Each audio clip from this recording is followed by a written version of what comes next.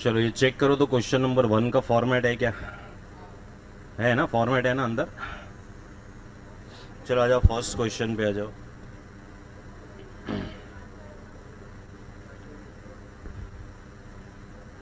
चलो most of the questions will be simple, खाली एक दो क्वेश्चन है जो अच्छे हैं, ठीक है, बाकी के सारे तुमको आते रहेंगे, सिर्फ नंबर ऑफ एडजस्टमेंट जो रहेगा वो थोड़ा सा ज़्यादा रहेगा।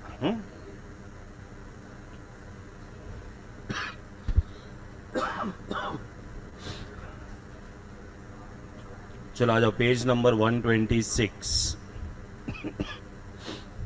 करूँ, रीड करूँ?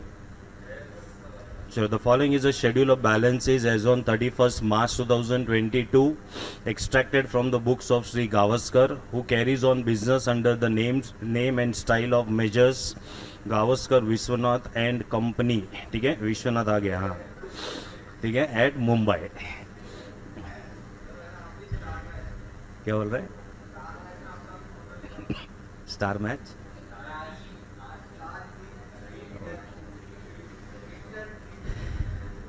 बोरियोली गए वो।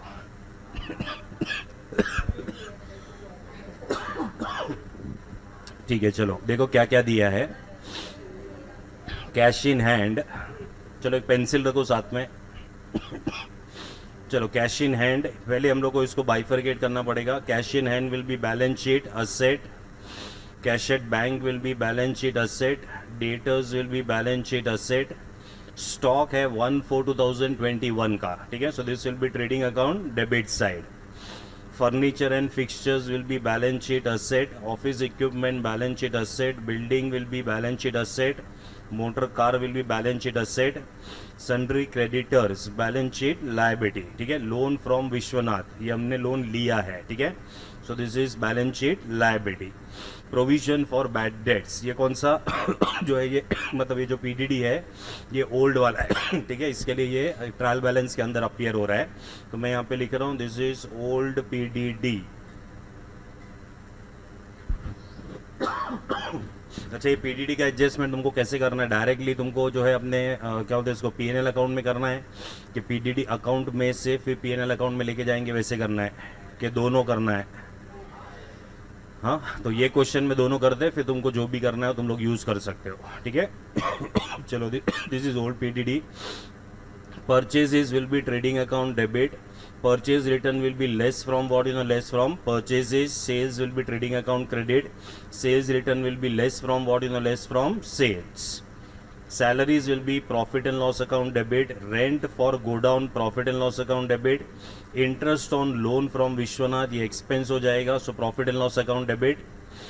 Rates and taxes profit and loss account debit. Discount allowed to debtors P&L account debit. Discount received from the creditors P&L account credit. ठीक है। Then we are having freight on purchases, ठीक है, तो ये purchase related expense है, कहाँ पे जाएगा?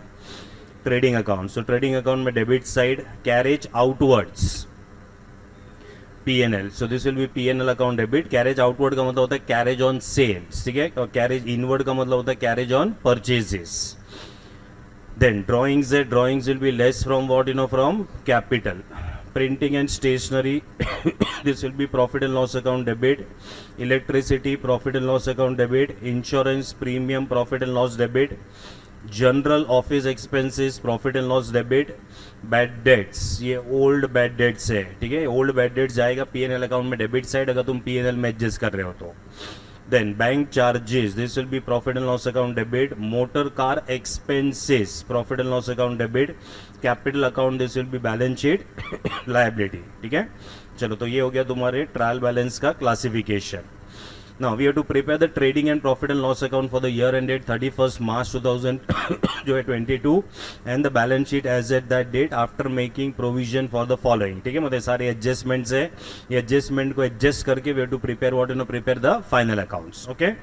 चलो, first adjustment is about depreciation, यहाँ पे डेप्रीशिएट करने के लिए बोला है। Building used for the business by what by 5%, ठीक है। चलो, इसका दो इफेक्ट मेरे को खाली बताते जाओ। एक तो लेस करेंगे फ्रॉम दी रिस्पेक्टिव एसेट, ठीक है। सेकंड इफेक्ट इधर जाएगा प्रॉफिट एंड लॉस अकाउंट में डेबिट साइड, ठीक है। देन पॉइंट नंबर बी में बोला है furniture and fixtures by what by 10%।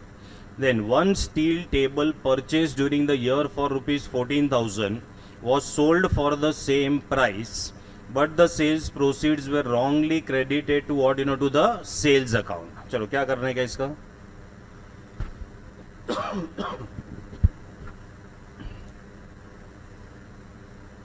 चलो वो लोग ने क्या किया है, एक स्टील टेबल परचेज किया था ड्यूरिंग द ईयर, ठीक है, फॉर रुपीज हाउ मच, 14,000, ठीक है, फिर वही ईयर में परचेस करके वही ईयर में सेल कर दिया और उन्होंने टाइम पास किया ये, ठीक है। जब इसको बेचा तो इसका सेलिंग प्राइस कितना है, 14,000, राइट।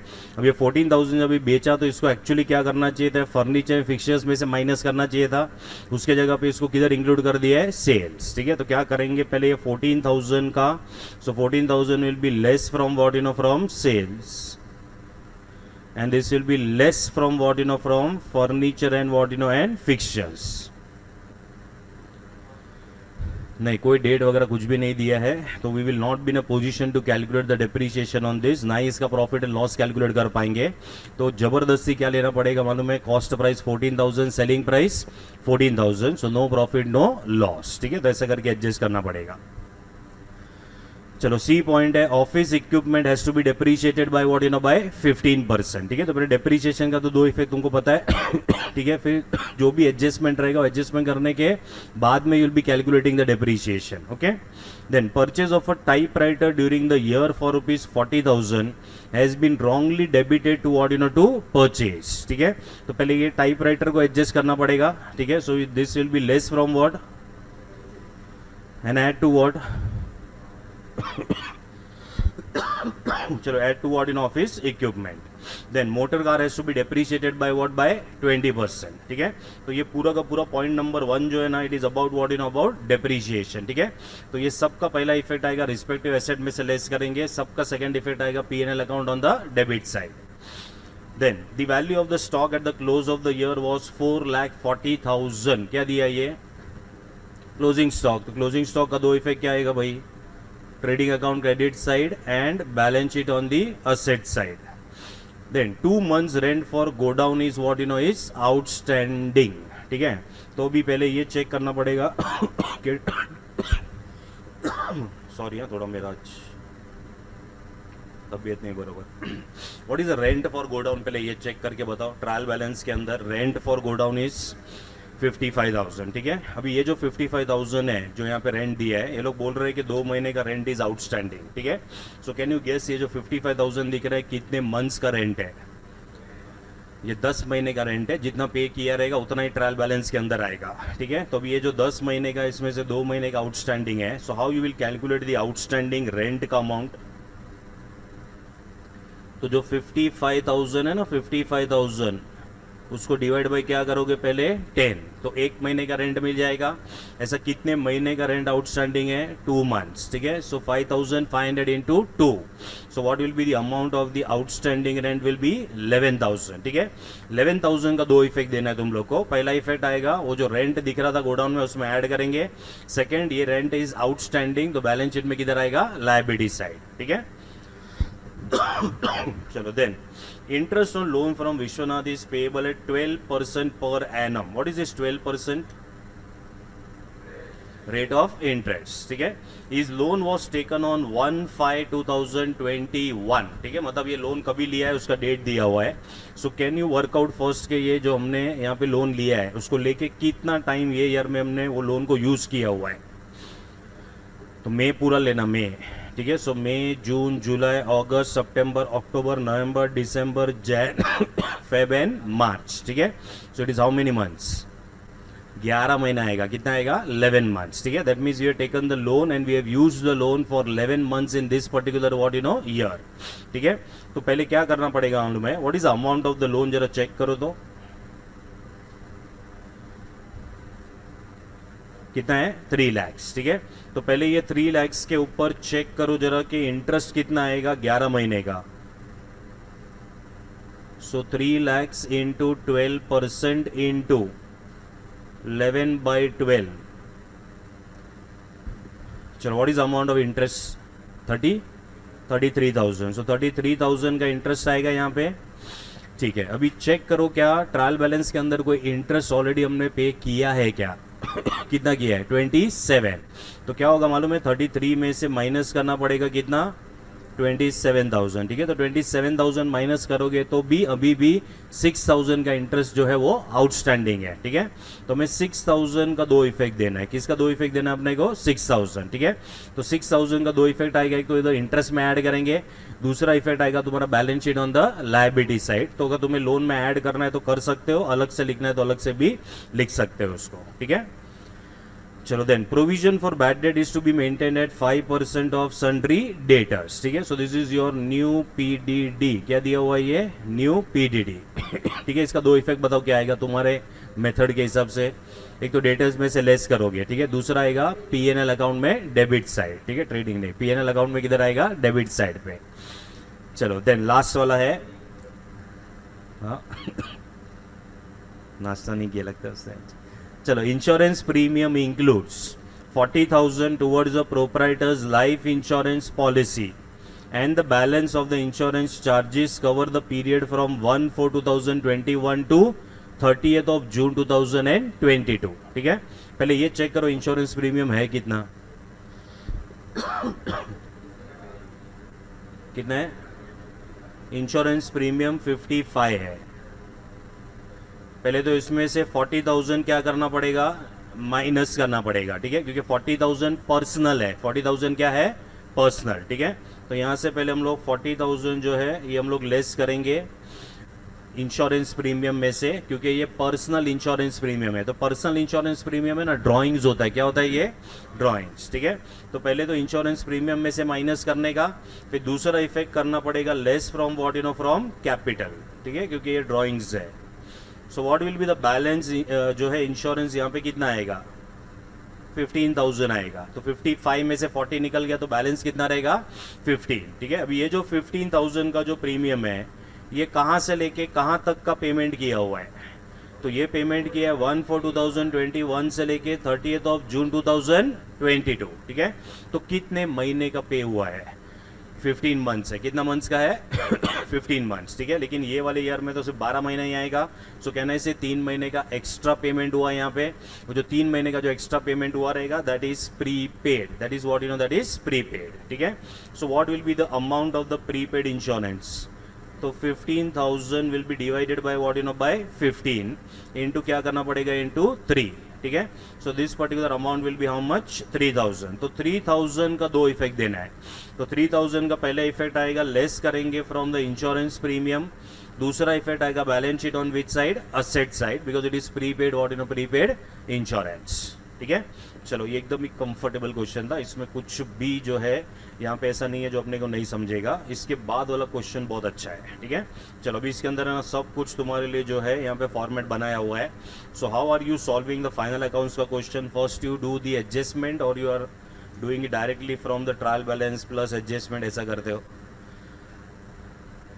हाँ मतलब whatever is a method, I will prefer पहले एडजस्टमेंट होना चाहिए, ठीक है, उसके बाद में जो ट्रायल बैलेंस के अंदर जो भी बच जाएगा उसका खाली पोस्टिंग करने का बचेगा, then we have to close it, ठीक है। But if you are comfortable with your method in the lower level तो तुम लोग वो हिसाब से तुम लोग कर सकते हो, ठीक है।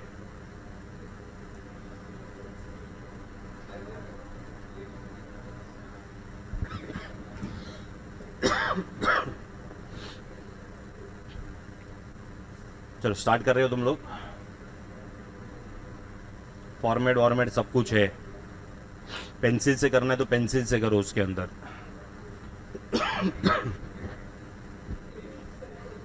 क्या वो क्या कर रहे हो, not allowed, not allowed, it is always fixed assets then followed by current assets always, ठीक है। हाँ अभी तुम लोग जो शेड्यूल 3 बोल रहे हो, schedule 3 is applicable to companies, ठीक है। तो यहाँ पे हम तो वो शेड्यूल 3 जो कंपनीज के लिए है ना, वो फॉर्मेट ही पूरा कंपनीज के लिए है, तो हमारे लिए वो फॉर्मेट तो नहीं है फिलहाल, ठीक है। तो हम लोग यहाँ पे सोल प्रोप्राइटर का कर रहे, कंपनी का तो नहीं कर रहे, but the balance sheet presentation will be, it is going to be fixed assets followed by what you know by current assets, ठीक है। उसमें कोई ऑर्डर नहीं है, कोई ऑर्डर नहीं है, लेकिन शेड्यूल 3 में जैसा लिखा रहेगा उसका जो आउटर फॉर्मेट रहता है वो सेम टू सेम रखना पड़ता है, वरना ROC जो है बुरा मान जाएगा, रजिस्टर ऑफ कंपनीज। ये मैं भी करूँ सॉल्व कि क्या है, तुम लोग कंफर्टेबल है कर रहे हो तुम लोग।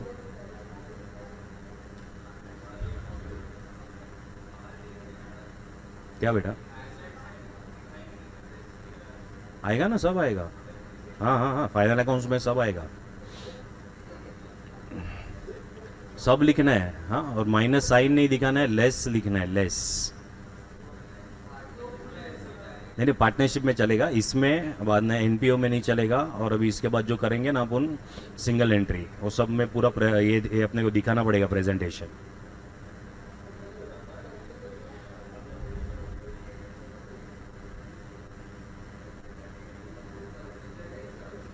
अच्छा, जगह नहीं है तो माइनस साइन दिखा के करो, अभी वादा नहीं है, लेकिन एग्जाम में खाली ध्यान रखना बस। पूरा लिखना है, कोई भी शॉर्ट फॉर्म, किसी का भी पेट नेम नहीं लिखना है अपने को। हाँ, पूरा लिखना है।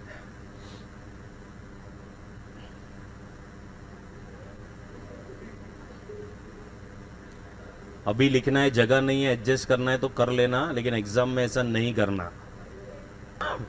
अच्छा, पीडीडी वाला जो एडजस्टमेंट है ना, वो लास्ट में करना। Purchase of typewriter during the year for ₹40,000 be wrongly debited to purchase. हाँ obviously, yes yes yes, add करने के बाद है। ऐसा कोई डेट नहीं दिया बेटा, तो फर्स्ट डे को एज्यूम करने का, first day full year depreciation will charge.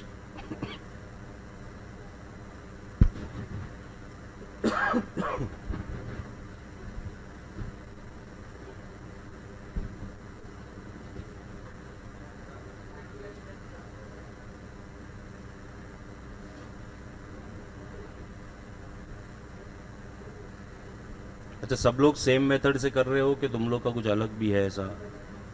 मतलब पहले ट्रायल बैलेंस का आइटम में उधर डॉट करके फिर ऐसे सब, पहले एडजस्टमेंट। हाँ ठीक है, ठीक है, तुम लोग तुम्हारा मेथड ही यूज़ करो। हाँ, follow your method only of solving, खाली मिस्टेक नहीं करना बस। वो पर्टिकुलर्स के कॉलम में जगह नहीं रहेगा तो दूसरे लाइन पे चले जाना, ऐसा लिखते लिखते अमाउंट के कॉलम में मत घुस जाना। Use the second line. PDD जो है वो चलेगा, पीडीडी लिखोगे तो, बाकी सब में फुल फॉर्म।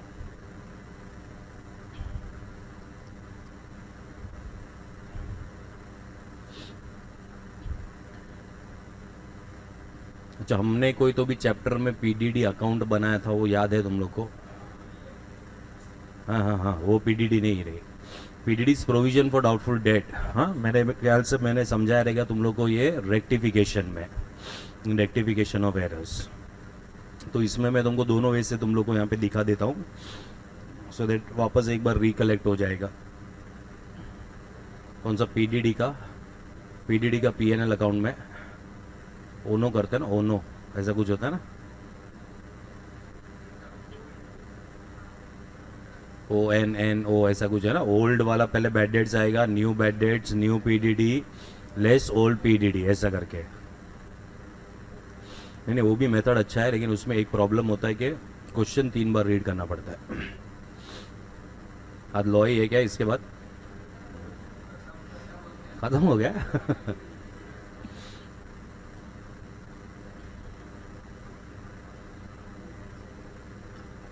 आखिरकार एक सब्जेक्ट खत्म हुआ ना, एक ही।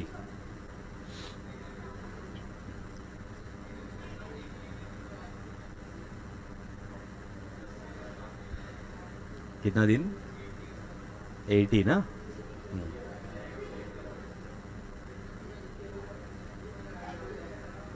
फाउंडेशन के लिए 1.5 मंथ का studies is enough from your side. Inter के लिए 3 महीना लगेगा, मतलब 3 महीने का स्टडीज चाहिए। Foundation 1.5, inter minimum 3, self study मतलब 1.5 महीना अच्छे से। पूरा प्लानिंग करके करना अच्छे से।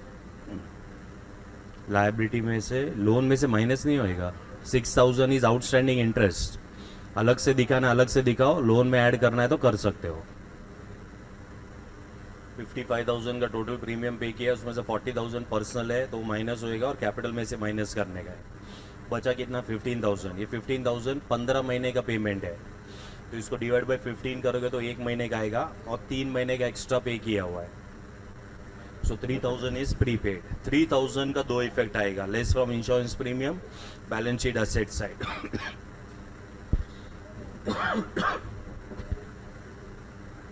चलो प्रॉफिट तक किधर भी आसपास पहुंचे हो गया, नहीं टैली हो जाएगा, करेक्ट अमाउंट होना चाहिए। हाँ 23,80,000। नेट प्रॉफिट कितना 173।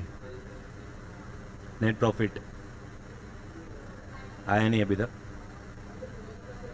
नेट प्रॉफिट कितना 173 ऐसा कुछ है, 173।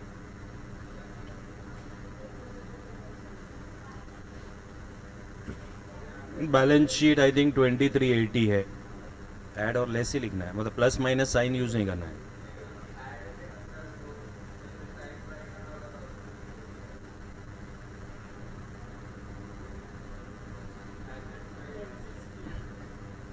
ये वाला ना, हाँ तो वहां पे लिखने का add purchase of typewriter included in purchases.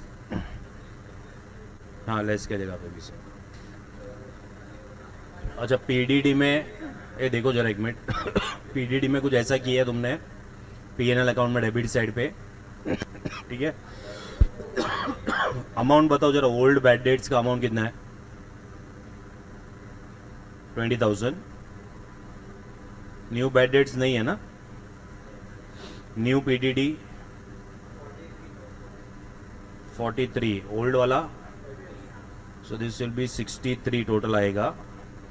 उसमें से 30,000 माइनस करेंगे तो आउटर कॉलम में कितना लिखा तुमने? 33,000, ठीक है।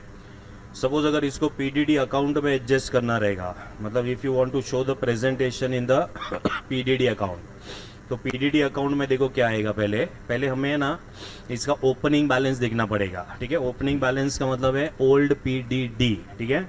सो यहाँ पे आएगा बाय बैलेंस ब्रॉड डाउन। नहीं तुम लोग के पास चॉइस है, ठीक है, लेकिन ये भी आएगा तो बहुत अच्छा रहेगा तुम्हारे लिए, ठीक है। व्हाट इज ओल्ड पीडीडी जो ट्रायल बैलेंस में पीडीडी दिया है? 30 था ना कि 33 था? 30,000। फिर जो बैड डेट्स है ना, पीडीडी अकाउंट में आएगा डेबिट साइड पे। बैड डेट्स कितना था? 20, ठीक है। उसके बाद में जो तुम लोग ने न्यू पीडीडी जो भी तुमने कैलकुलेट किया है, ठीक है, 43,000, ठीक है, तो वो इधर बैलेंस आएगा। So to balance carried down, this will be 43,000। फिर इसको क्लोज करेंगे ना तो ये 63,000 आएगा, ये भी 63,000 आएगा। इधर जो बैलेंसिंग फिगर आएगा ना 33,000, ये पीएनएल में जाता है। चलो by profit and what, profit and loss account, ठीक है, ये जाएगा तुम्हारे पीएनएल अकाउंट में डेबिट साइड पे।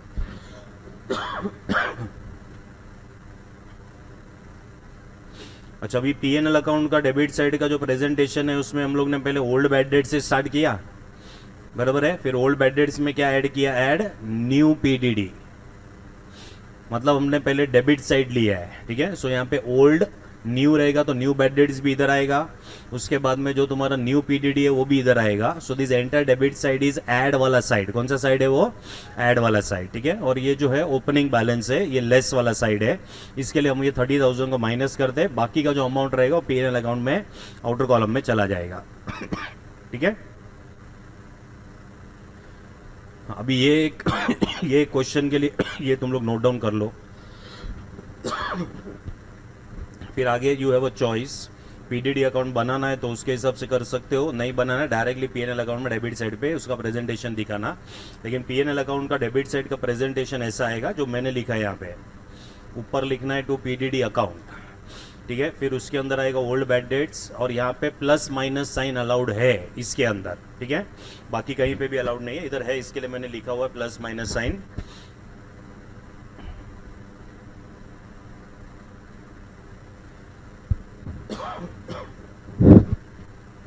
चलो कम टू क्वेश्चन नंबर 2।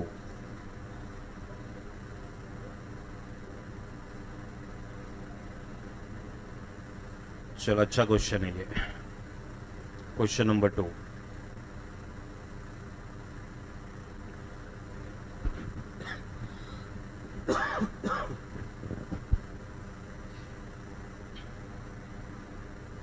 चलो keep a pencil with you, ठीक है। थोड़ा बहुत नया रहेगा इसके अंदर जो तुमने 12th स्टैंडर्ड में नहीं देखा रहेगा, ठीक है। थोड़ा बहुत नए एडजस्टमेंट्स रहेंगे, ठीक है। Now see here, from the following particulars extracted from the books of Ganguly, ठीक है। इसके पहले गावस्कर था, अभी गांगुली है, ठीक है। आगे तेंदुलकर नहीं आने वाला है, हाँ। तो यहाँ पे prepare the trading and profit and loss account and balance sheet as at 31st March 2022 after making the necessary adjustment, ठीक है। अगर हम ये लिस्ट को देखेंगे ना तो ये ट्रायल बैलेंस नहीं है, please understand, this is not a trial balance, this is only list of balances, ठीक है। तो ऐसा नहीं है कि पहले तुमको ट्रायल बैलेंस बनाने का है और फिर अपन लोग जो है वो फाइनल अकाउंट स्टार्ट करेंगे, ऐसा कुछ नहीं करना है। We will utilise this particular list of what is list of balance only, ठीक है। उसके बाद हमने को कुछ एडजस्टमेंट्स दिए हुए यहाँ पे, सो देर अराउंड 9 एडजस्टमेंट्स, ठीक है। ये दोनों को इनकॉर्पोरेट करके we have to prepare what you know prepare the final accounts, okay. चलो पहले हम लोग ये लिस्ट ऑफ बैलेंस पे आते हैं। पहले दिया हुआ है गांगुलीज कैपिटल अकाउंट एज ऑन 1/4/2021, मतलब ये उसका कैपिटल अकाउंट का ओपनिंग बैलेंस है, ठीक है। ये चला जाएगा बैलेंस शीट में liability side. Stock on 1/4/2021. This will be trading account which side? Debit side. Sales आएगा trading account में credit side. Sales return will be less from sales. Purchase will be trading account debit side. Purchase return will be less from purchases. Carriage inwards. Carriage inward will be trading account which side? Debit side. अभी rent दिया हुआ है, ठीक है। अभी rent दिया है 28, यहाँ पे 28,500। तो ये रेंट पेड होता है कि रेंट रिसीव्ड होता है? चलो रिसीव्ड नहीं दिया रहेगा मतलब इट इज पेड, ठीक है। तो ये तुम्हारा एक्सपेंस है, ये जाएगा पीएनएल अकाउंट में डेबिट साइड पे। Salaries also PNL account debit side. Sundry debtors, this will be balance sheet asset. Sundry creditors, this will be balance sheet liability. Loan from Dena bank limited eight 12%, ठीक है। तो ये जो है अपना liability है, हमने लोन लिया है। What is the rate of interest given to you? 12% है, ठीक है। सो दिस, ये जो 1 लाख रुपया जो है ये बैलेंस शीट में लायबिलिटी साइड पे आएगा। Then we are having interest paid, ठीक है। तो इंटरेस्ट पेड जो है ये अपना एक्सपेंस है, प्रॉफिट एंड लॉस अकाउंट में debit side. Printing and stationery profit and loss account debit side. Advertisement profit and loss account debit side. Interest received, interest received will be profit and loss account on the credit side. Cash with traders bank limited, ठीक है, cash balance है ये, ठीक है। तो ये balance sheet में asset में आएगा। डिस्काउंट रिसीव्ड करके दिया हुआ है, ठीक है। So this will be profit and loss account credit. Investments bracket में लिखा हुआ है एट 5% एज ऑन 1/4/2021। ये ईयर के स्टार्ट में इन्वेस्टमेंट का ओपनिंग बैलेंस है ये। सो इन्वेस्टमेंट का जो अमाउंट है ये होता है तुम्हारे बैलेंस शीट में असेट साइड पे जाएगा 25,000। फर्नीचर एज ऑन 1/4/2021, ये भी ओपनिंग बैलेंस है balance sheet on the asset side. Discount allowed, this will be profit and loss account debit side. General expenses profit and loss debit. Audit fees profit and loss debit. Fire insurance premium profit and loss debit, ये business का expense होता है, ठीक है। Travelling expenses profit and loss debit. Postage and telegram profit and loss account debit. Cash in hand balance sheet what you know balance sheet asset. फिर दिया हुआ है डिपॉजिट्स, ठीक है। डिपॉजिट मतलब फिक्स डिपॉजिट रहेगा। Deposit at 10% as on 1/4/2021, bracket में लिखा हुआ है डेबिट। अच्छा, what is the meaning of deposits having debit balance? मतलब हमने ये डिपॉजिट किया हुआ है, ठीक है। So it is your asset, तो ये जाएगा बैलेंस शीट में असेट साइड पे। फिर ड्रॉइंग्स है, drawings will be less from what you no less from capital, ठीक है। तो ये तुम्हारा ये जो है बाइफर्केशन है of the list of what you know list of balances, ठीक है। So are you planning to prepare the trial balance first और we can continue with this? We can continue with this, हाँ, ठीक है, वरना तुम्हारा और टाइम वेस्ट होएगा उसमें if you first prepare the trial balance. चलो now we are coming towards what you know towards the adjustments, ठीक है। अभी एडजस्टमेंट में देखो क्या दिया है। पहला, value of the stock as on 31st March 2022 is 3,93,000, ठीक है। तो पहला तो ये जो इंफॉर्मेशन है ये क्लोजिंग स्टॉक है, ठीक है। तो ये जो 3,93,000 है इसका दो इफेक्ट क्या आएगा trading account credit side balance sheet on the asset side, ठीक है. This includes goods return bye the customer on 31st March 2022 to the value of rupees 15,000 for which no entry has been passed in the books, ठीक है. इसको related और एक adjustment है इसके अंदर. ये जो 3,93,000 है इसके अंदर क्या इंक्लूडेड है मालूम है. एक कस्टमर ने ना 15,000 रुपीज का गुड्स जो है वो वापस किया है अपने को, ठीक है. For which no entry has been passed in the books. तो मेरे को बता सकते हो क्या है ये. नहीं पहले ये है क्या. ये 15,000 सेल्स रिटर्न है, ठीक है. तो 15,000 सेल्स रिटर्न का क्या करोगे पहले, लेस फ्रॉम सेल्स, ठीक है. और लेस फ्रॉम सेल्स करने के बाद में दूसरा इफेक्ट क्या आएगा, लेस फ्रॉम डेटर्स, ठीक है. क्योंकि ये अनरिकॉर्डेड ट्रांजैक्शन है तो इसका एंट्री होता है सेल्स रिटर्न टू डेटर्स, ठीक है.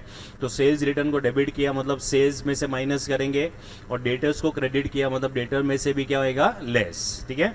तो यहाँ पे इसका जो इफेक्ट आएगा will be less from what, from sales and less from what, from debtors.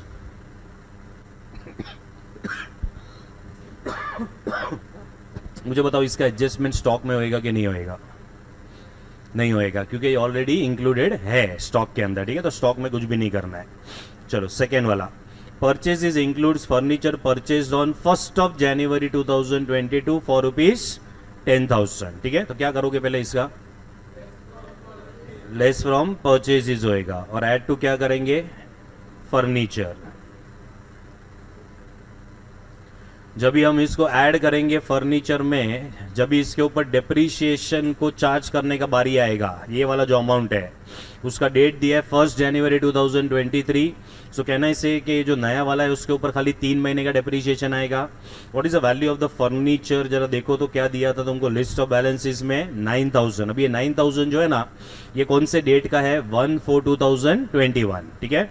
तो अगर सपोज इसके ऊपर डेप्रीशिएशन आया तो ओपनिंग बैलेंस के ऊपर फुल ईयर का डेप्रीशिएशन आएगा और जो नया हमने परचेज किया उसके ऊपर खाली 3 मंथ्स का आएगा, that is Jan, Feb and March, ठीक है.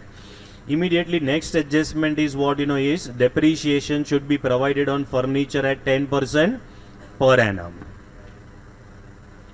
चलो पहला 3 तो एकदम सिंपल है, ठीक है. Now we are coming to the 4th point, ठीक है.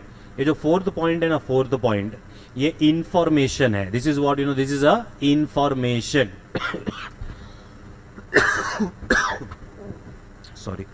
Now see here, the loan account from Dena Bank in the books of Ganguly appears as follows. पहले ये बताओ यहाँ पे जो लोन है उसका अमाउंट कितना दिया हुआ है, लोन का अमाउंट 1 लाख, ठीक है. अभी ये 1 लाख कहाँ से आया ना, उसका ब्रेकअप दिया है इन पॉइंट नंबर पॉइंट नंबर 4, ठीक है. देखो पॉइंट नंबर 4 में ये है ना देना बैंक का लोन अकाउंट का लेजर दिया हुआ है. तो 1/4/2021 मतलब ओपनिंग बैलेंस. कौन सा बैलेंस है ये, ओपनिंग बैलेंस, ठीक है. मतलब ये ईयर के स्टार्ट में हमारे पास खाली 50,000 का लोन था. कितने का लोन था, 50,000, ठीक है. ये ईयर के एंड में 31st March 2022 हमने और लोन लिया है. कितने का लोन लिया हम लोग ने, 50,000. और ये दोनों को ऐड करने के बाद में क्लोजिंग बैलेंस जो है ना वो 1 लाख है, जो अपने को लिस्ट ऑफ बैलेंस के अंदर दिख रहा है, ठीक है. तो नाउ माय क्वेश्चन इज कि जो अपने पास ये वाला जो 50,000 है, ये वाला अमाउंट हमने फुल ईयर यूज किया रहेगा. तो जो भी इंटरेस्ट अपने को पे करना है कौन से अमाउंट के ऊपर पे करना है, 50,000, ठीक है. दूसरा वाला 50,000 के ऊपर इंटरेस्ट क्यों नहीं आएगा, because that loan is taken on the last day of the year, ठीक है. That means through out the entire year हम लोग ने कितने का लोन यूज किया रहेगा from Dena bank is only how much, 50,000, ठीक है. अच्छा बाकी का जो 50,000 है वो तुम लोग को बैलेंस शीट में लायबिलिटी साइड पे तो दिखेगा लेकिन उसके ऊपर कोई भी इंटरेस्ट आने वाला नहीं है, ठीक है. सो ये 50,000 के ऊपर can you calculate the amount of interest eight the rate of 12%, तो कितना आएगा, 6,000, ठीक है. सो यहाँ पे मैं लिख रहा हूं ये जो इंटरेस्ट है ना, interest on loan from Dena bank, ये 6,000 है. Point number 6 is connected to point number 4. Now understand this. क्या दिया देखो पॉइंट नंबर 6 में, interest paid includes 3000 paid to Dena bank. अभी ऊपर चेक करो, हमने टोटल देखो इंटरेस्ट कितना पे किया हुआ है मालूम है? 4000 क्या किया हम लोग ने? 4500, ठीक है। तो 4500 के अंदर जो देना बैंक के पास से लोन लिया है उसके ऊपर हमने कितना इंटरेस्ट पे किया है? खाली 3000 पे किया है, ठीक है। What is the total interest on loan from the देना बैंक? 6000, ठीक है। तो अभी भी 3000 आउटस्टैंडिंग है, अभी भी 3000 क्या है? आउटस्टैंडिंग, ठीक है। तो यहां पे मैं लिख रहा हूं outstanding interest on loan from Dena bank is 3000।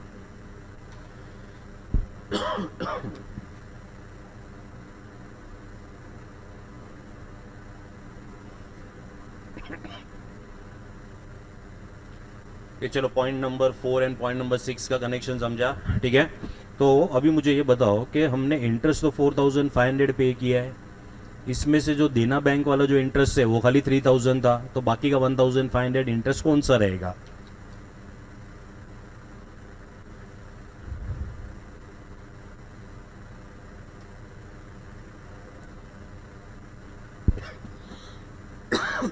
Investment के ऊपर इंटरेस्ट मिलेगा, डिपॉजिट के ऊपर इंटरेस्ट मिलेगा, ये पेमेंट का बात चल रहा है इंटरेस्ट का। तो टोटल इंटरेस्ट जो है ना वो 4500 है। ये 4500 में से बोला है कि देना बैंक का जो लोन है उसका इंटरेस्ट खाली 3000 पे किया है, ठीक है। तो बाकी का 1500 का इंटरेस्ट कौन सा पे किया रहेगा? या ये हम लोग इंटरेस्ट पे किया रहेगा to what you know, to creditors, ठीक है। अच्छा, ऐसा क्यों क्रेडिटर्स को पेमेंट करने के टाइम पे इंटरेस्ट पे करना पड़ सकता है? क्योंकि हम लोग ने लेट पेमेंट किया रहेगा, तो ठीक है। सो क्रेडिटर्स में be charging what you know, charging us interest. तो जो बाकी का जो भी इंटरेस्ट है वो दूसरा को इंटरेस्ट रहेगा, and it is generally payment made to the creditors वाला इंटरेस्ट है वो, ठीक है। चलो फिर पॉइंट नंबर 5, पॉइंट नंबर 5 को स्टार मार्क करो। Sundry debtors include 20,000 due from Robert and sundry creditors include 10,000 due to him। चलो क्या मतलब है इसका? एक कॉमन आदमी है, ठीक है। कौन है वो? रॉबर्ट, ठीक है। ये रॉबर्ट को है ना, रॉबर्ट के पास से अमाउंट लेना भी है, उसको अमाउंट देना भी है, ठीक है। तो क्या करेंगे, उसके पास से 20,000 लेंगे, 10,000 देंगे, ऐसा करेंगे कि नेट अमाउंट लेंगे। हम लोग क्या करेंगे, उसको सेट ऑफ करेंगे, ठीक है। So how much amount will B set of? Always lower amount should be set of, ठीक है। मतलब लेने का कितना है उसके पास से? 20,000, ठीक है। और उसको देने का कितना है? 10,000। सो फाइनली लेना है कि देना है? लेना है, ठीक है। हाँ, कितना लेना है उसके पास से? 10,000, ठीक है। तो जो मिनिमम, तो जो लीस्ट अमाउंट रहेगा ना मिनिमम, ठीक है, उसको हम लोग एडजस्ट करेंगे, ठीक है। So in this particular adjustment you have to adjust this 10,000, ये 10,000 का एडजस्टमेंट करना है, ठीक है। What will be the treatment of this 10,000 बताओ? तो क्रेडिटर्स में से माइनस करने का और डेटर्स में से भी माइनस करने का, तो नेट अमाउंट 10,000 बचेगा इन what you know, in the debtors, ठीक है। सो 10,000 जो लोअर अमाउंट है उसका एडजस्टमेंट होएगा, less from creditors, less from debtors. तो यहाँ पे जो 10,000 है उसको रिलेटेड लिख रहा हूं, less from debtors, less from creditors.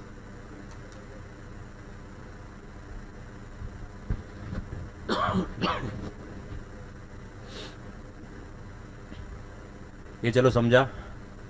Next, interest received represents 1,000 from sundry debtors due to delay on their part and the balance on investments and what you know, and deposits, ठीक है। पहले ये बताओ कि total interest मिला कितना है अपने को? कितना है?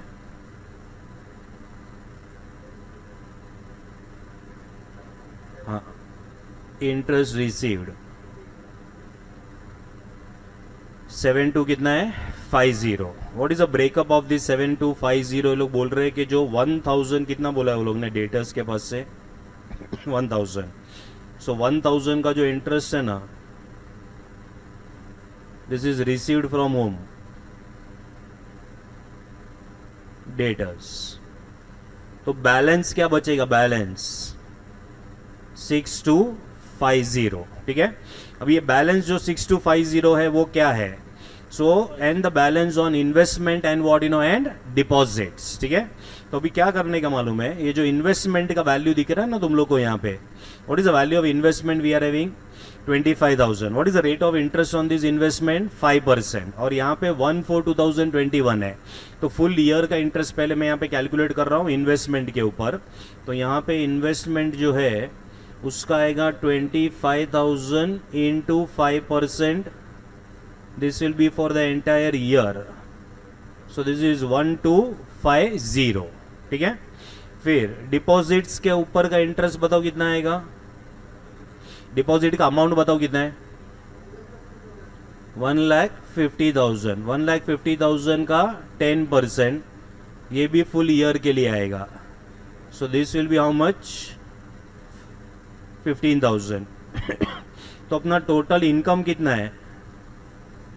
16,250. ये हमारा टोटल इनकम है from interest on investments and what you know and deposit.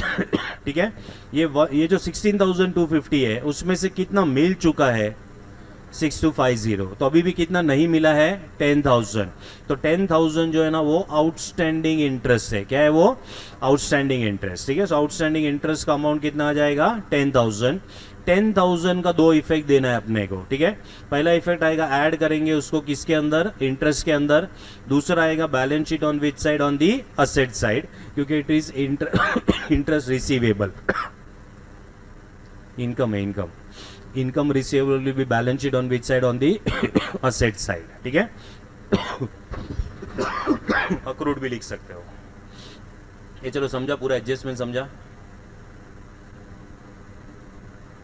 तुमको कॉपी करना था क्या? ठीक है. फिर पॉइंट नंबर 8 में बोला है provide for interest payable to Dena bank and for interest receivable on investment and deposits. ये हमने ऑलरेडी कर लिया है. ठीक है. तो ये हमको जो है बताने का जरूरत नहीं था. This adjustment is already done. ठीक है. चलो point number 9, make provision for doubtful debts at 5% on the balance under the sundry debtors. ठीक है. तो जो सन्ड्री डेटर्स है उसके ऊपर न्यू पीडीडी कैलकुलेट करना है. न्यू पीडीडी का रेट कितना दिया हुआ है? 5% है.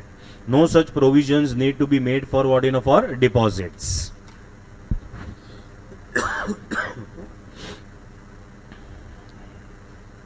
ये चलो क्वेश्चन समझा. अभी क्या क्या नोट डाउन करना था इसमें से कि सब कर लिया साथ में? सब कर लिया साथ में. ठीक है. ये वाला वर्किंग नोट कॉपी करना है कहीं पे? हाँ मतलब किया ना. हाँ. You want me to do, तो मैं मतलब सॉल्व करके देता हूँ कि तुमको ट्राई करना है. क्या बोलो? ट्राई करना है.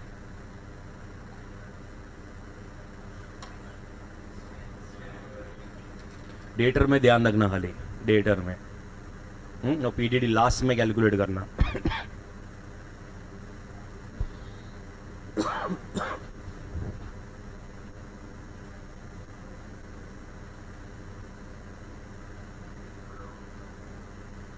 तुम सब एक साथ में नहीं बनाते हो. पहले ट्रेडिंग बनाते हो, फिर पीएनएल बनाते हो, फिर ऐसा.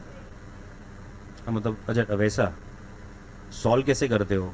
सॉल्व करने के टाइम पे पहले सिर्फ ट्रेडिंग वाला आइटम्स करते हो, ऐसा नहीं ना. डेटर्स और क्रेडिटर्स में से जो 10,000 माइनस करोगे ना, वहाँ पे लिखना म्यूचुअल अमाउंट. म्यूचुअल, हाँ मतलब एक दूसरे को जो कॉमन अमाउंट देना है उसको म्यूचुअल अमाउंट बोलते हैं. चलो ये हो जाएगा 90,250.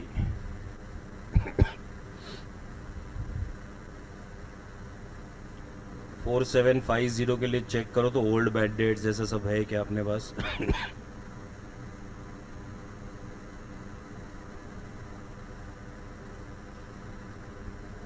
नहीं है ना. पीडीडी ये वो कुछ भी नहीं है ना. हाँ तो डायरेक्टली पीएनएल अकाउंट में डेबिट साइड पे लिख देने का टू न्यू पीडीडी.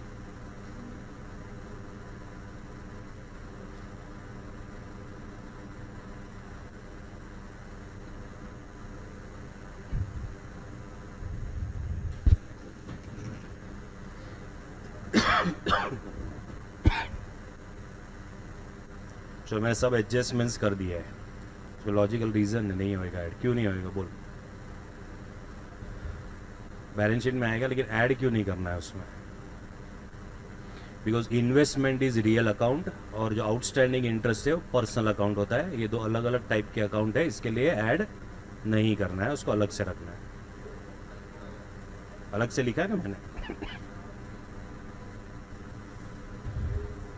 ये रहा ना outstanding interest on investment and deposits, ये पर्सनल अकाउंट होता है। अभी जो इन्वेस्टमेंट और डिपॉजिट्स जो है, ठीक है, तो उनका नेचर अलग है।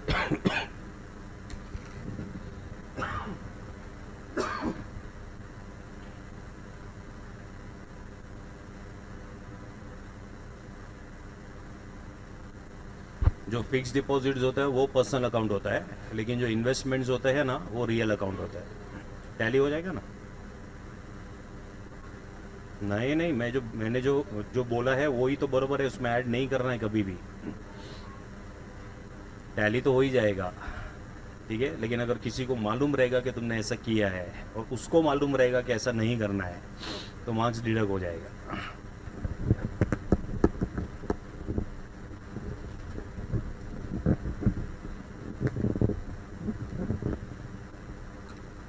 $70,500 नेट प्रॉफिट है शायद से, है ना? जीपी कितना है जीपी?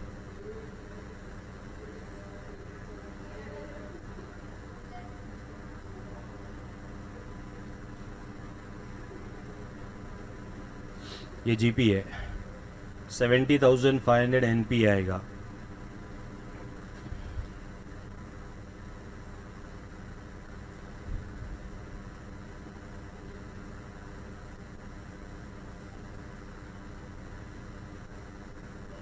बैलेंस शीट बोलो, बैलेंस शीट।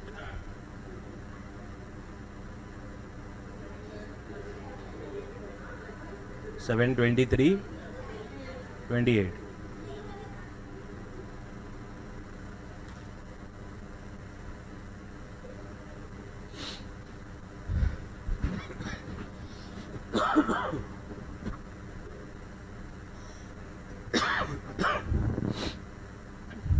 सिली मिस्टेक संभालना, ये जितना बड़ा क्वेश्चन है उतना सिली मिस्टेक्स होते ज़्यादा।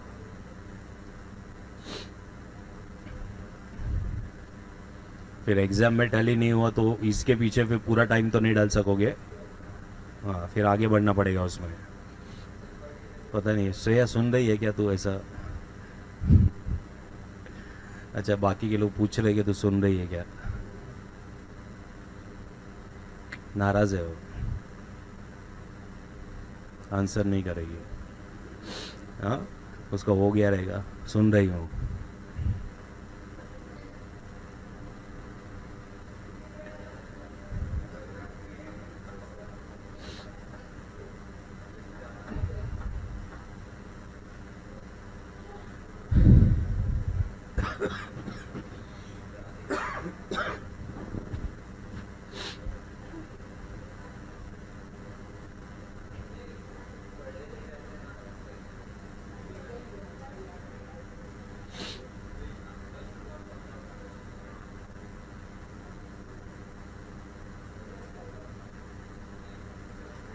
चल, आउटस्टैंडिंग इंटरेस्ट लिया है तूने 10,000 का।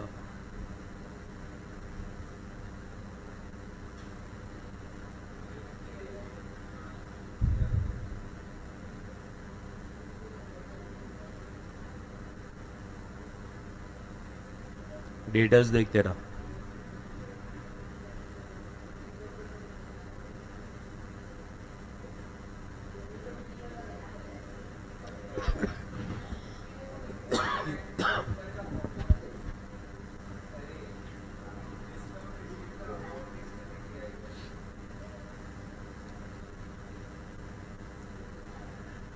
आया?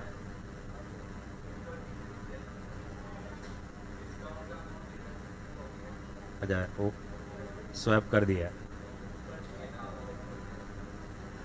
ध्यान रखना, ये बहुत सिली मिस्टेक होने, जितना बड़ा क्वेश्चन रहेगा ना उतना थोड़ा सिली मिस्टेक्स होने का चांसेस है।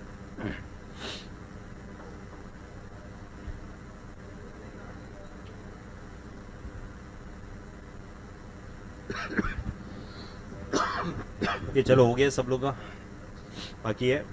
अच्छा, उस सेल और रिटर्न वाला जो एक मैंने एडजस्टमेंट एक्सप्लेन किया था वो तुम लोग को याद है? सेल ऑन अप्रूवल वाला, सेल और रिटर्न या सेल ऑन अप्रूवल वाला, ठीक है। अगर वो एडजस्टमेंट आता है तो उसके 4 इफेक्ट्स है, अगर तुमको याद रहेगा तो। What are the first 2 effects? Less from sales, ठीक है, लेस फ्रॉम क्या करोगे, sales less from what you know from debtors, and we have to add it to the what you know to the closing stock, ठीक है। अच्छा, अभी ये हम लोग ने ऑलरेडी कर लिया है, मतलब ये जो एडजस्टमेंट है हमने ऑलरेडी कर लिया है। अभी है ना, यहाँ पे जो एग्जाम्पल लिखा है ना, यहाँ पे जो हेडिंग लिखा है ना, ये सेल ऑन रिटर्न और सेल ऑन अप्रूवल बेसिस, ठीक है। अभी तुम्हारा सिलेबस चेंज हुआ ना, उसके पहले इसके ऊपर पूरा चैप्टर था, देयर वाज एंटायर चैप्टर जिसके अंदर पूरा का पूरा अकाउंटिंग ट्रीटमेंट जो है अपने को कैसे देना है, उसका जर्नल एंट्रीज वगैरह अपने को पास करने का था, ऐसा पूरा का पूरा चैप्टर था। सो आई एम नॉट विलिंग कि हम वो चैप्टर पूरा का पूरा समझे, ठीक है, but if you are willing then we can do it. मतलब वो पूरे चैप्टर में क्या होता था, उसका एंट्रीज कैसे पास होता था, ये अगर पूरा का पूरा डिस्कस करना है तो हम लोग कर सकते हैं। मैंने तुमको उसका फाइनल आउटपुट बताया था, जो अपने को फाइनल अकाउंट्स में एडजस्ट करना है। इसके 4 इफेक्ट आएंगे, less from sales, less from debtors, add to the closing stock, ठीक है। So you want to understand क्या होता था वो चैप्टर के अंदर, then we can solve example number 5, then we can go for the next question. तो वो पहले करना है, चलो तुम्हारे ऊपर है वो चॉइस। हाँ चलो करना है तो देखो क्या होता था मालूम, पहले तो सेल और रिटर्न का तुम लोग को, मतलब सेल और रिटर्न क्या है वो तुम लोग को पहले, मतलब उसका पूरा आइडिया तो है ना, सेल और रिटर्न क्या है, that is what you no, मतलब वो एक पार्ट क्लियर है। सेल ऑन अप्रूवल वाला जो पार्ट होता है, या सेल और रिटर्न वाला, उसमें एक अकाउंटिंग ट्रीटमेंट पॉसिबल है। There is a first accounting treatment possible जिसमें हम लोग क्या करते हैं मालूम है, when the sale or return transactions are recorded as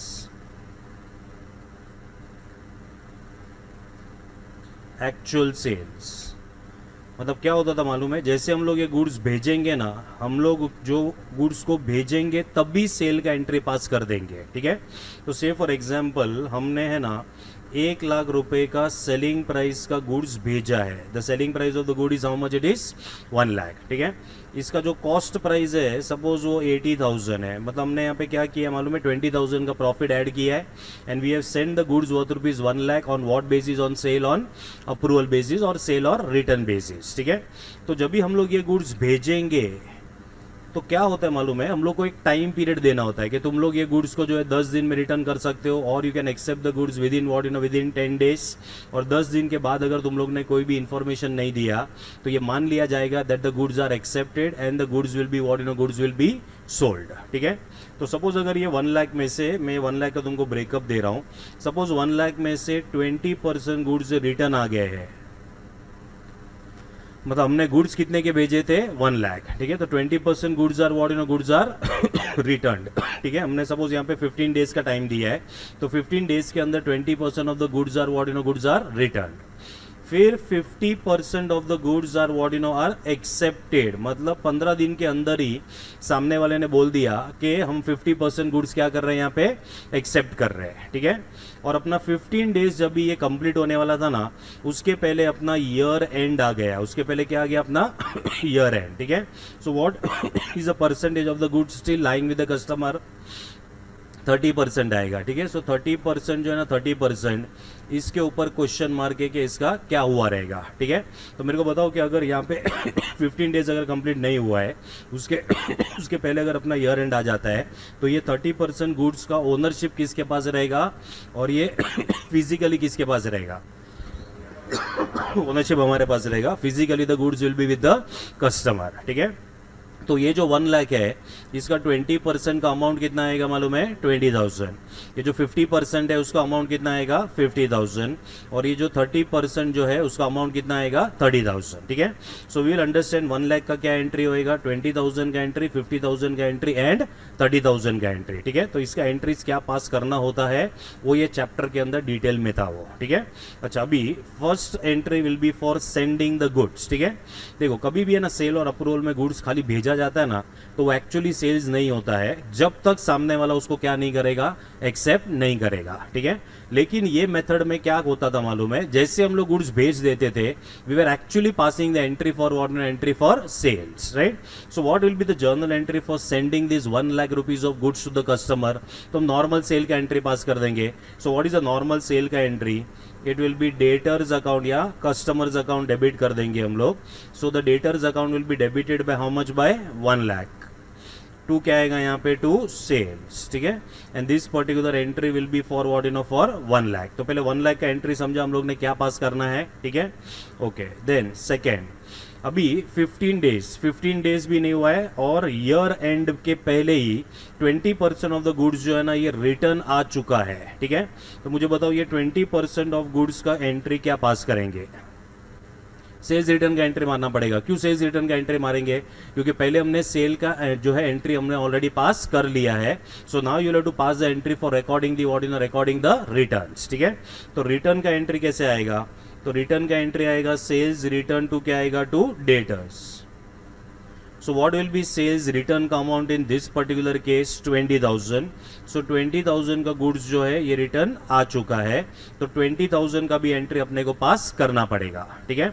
What about this 50% जो एक्सेप्ट कर लिया है, इसका क्या एंट्री पास करेंगे? क्यों नो एंट्री आएगा? क्योंकि ऑलरेडी हम लोग ने फर्स्ट एंट्री में सेल का एंट्री पास कर लिया है, ठीक है। सो 50,000 जो वो लोग ने गुड्स एक्सेप्ट किया है बिफोर द टाइम पीरियड, उसका there will be no entry because you already pass the entry for recording the sales, ठीक है। अभी आता है तुम्हारा ईयर एंड, और ईयर एंड पे 30,000 का गुड्स अभी भी कस्टमर के पास है, ना ही उसने रिजेक्ट किया है ना ही उसने गुड्स को एक्सेप्ट किया है, ठीक है। तो ईयर एंड पे क्या होगा? तो ईयर एंड पे ये 30,000 का क्या करने का, ये बताओ। नहीं, सबसे पहले तो 30,000 का हमने ऑलरेडी सेल का एंट्री पास कर दिया है। ईयर एंड पे क्या ये गुड्स का सेल हो चुका है? नहीं, ठीक है। तो हमें ये 30,000 का एंट्री को रिवर्स करना पड़ेगा। क्या करना पड़ेगा? रिवर्स, ठीक है। क्योंकि वो ये ईयर का इनकम नहीं है, अगर उसको एक्सेप्ट किया जाएगा तो कौन से ईयर का इनकम माना जाएगा? It will be income for the next year, ठीक है।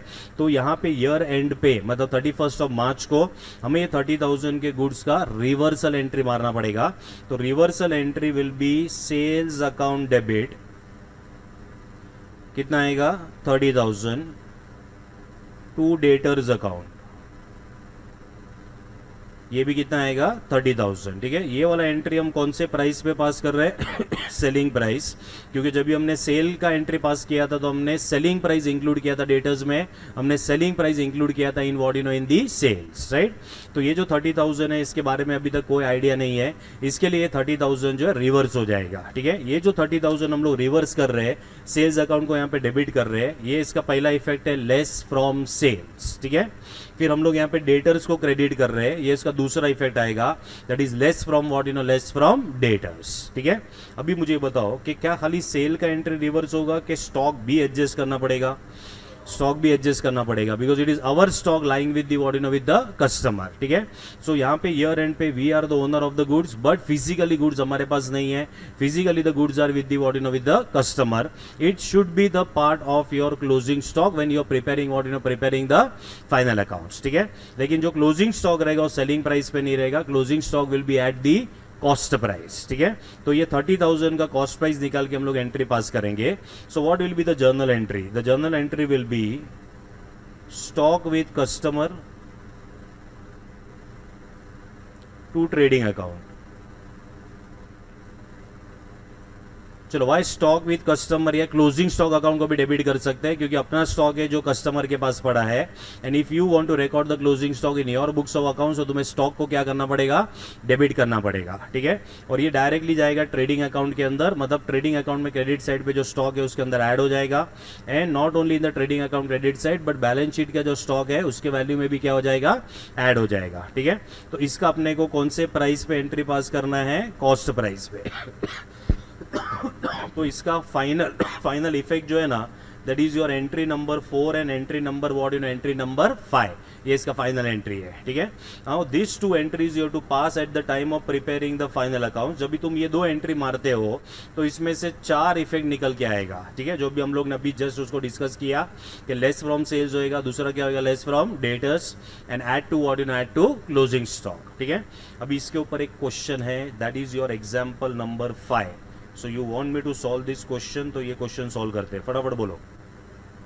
करते ही है, ठीक है, चलो आ जाओ एग्जाम्पल नंबर 5 पे आओ।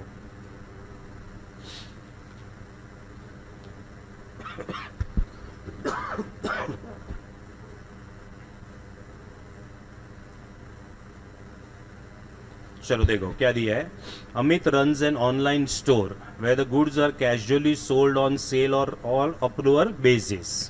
The following is the information provided to you during the year 2023.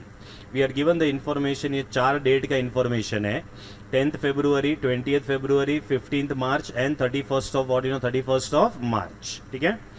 अच्छा 10th of February को क्या हुआ है, तो we have sold the goods on approval basis and it is 25% on what on the cost. ठीक है.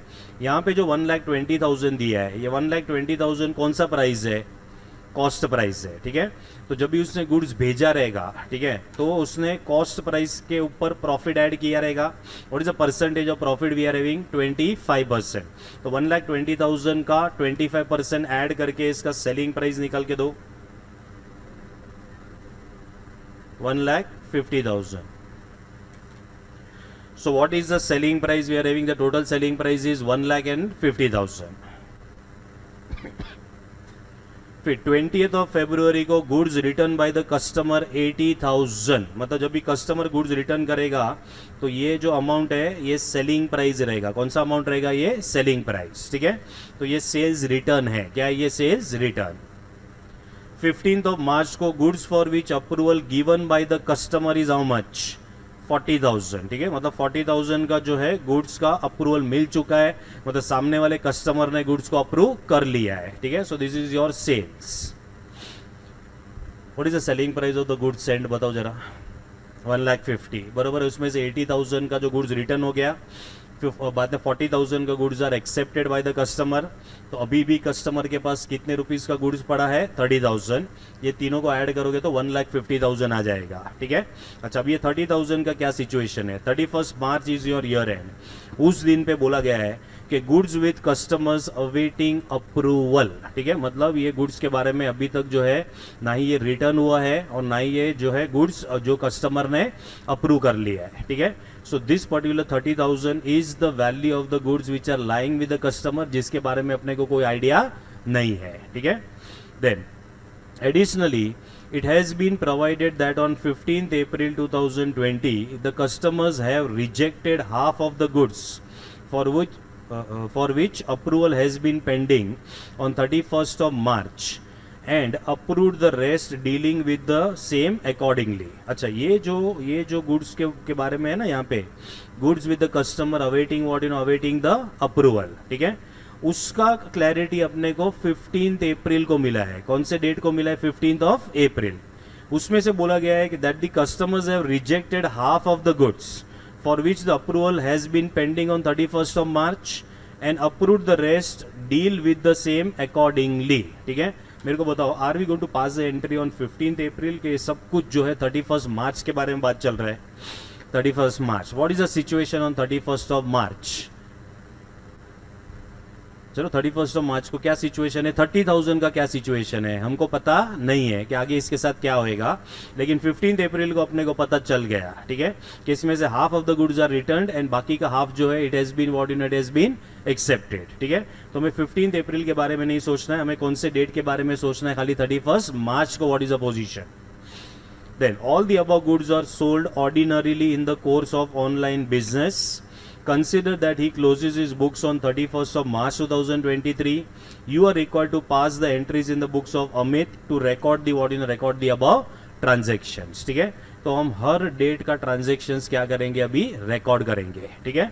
चलो पहले बताओ 10th फरवरी को क्या होएगा, सेल का एंट्री मारना पड़ेगा. ठीक है. तो I think so journal already यहाँ पे बनाया हुआ है तुम्हारे लिए.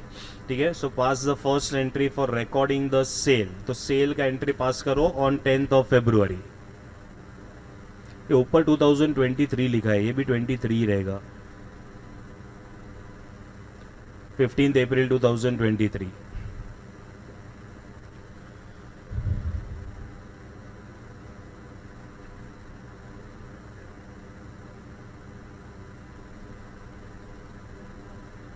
चलो फरवरी 10th को एंट्री पास कर रहा हूं मैं. कस्टमर्स अकाउंट डेबिट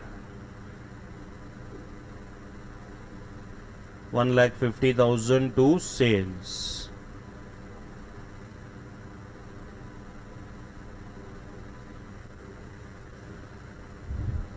चलो 1,50,000 का ये एंट्री हो गया फेब्रुवरी 10 का।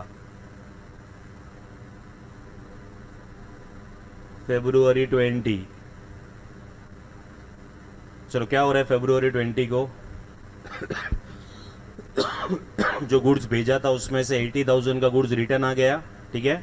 तो इसका कौन सा एंट्री पास किया जाएगा? Sales return. तो इधर आएगा sales return account debit 80,000 to customers account 80,000। चलो मार्च 15 को क्या आएगा बताओ? चलो what will happen on March 15? Goods for which approval is given by the customer is 40,000। क्या होएगा? नो एंट्री होएगा। अच्छा क्यों नो एंट्री होएगा? क्योंकि फेब्रुवरी 10 को हम ऑलरेडी सेल का एंट्री पास कर चुके हैं, ठीक है। सो यहाँ पे जो मार्च 15 है उस डेट का कोई एंट्री नहीं आएगा, तो यहाँ पे नो एंट्री है।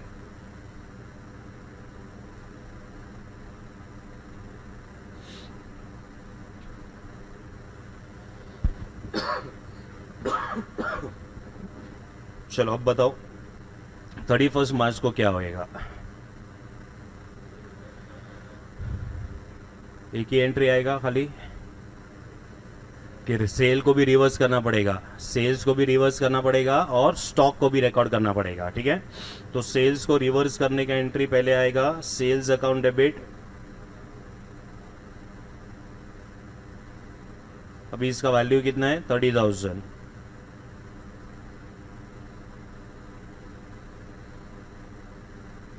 टू कस्टमर्स अकाउंट कितना आएगा? 30,000।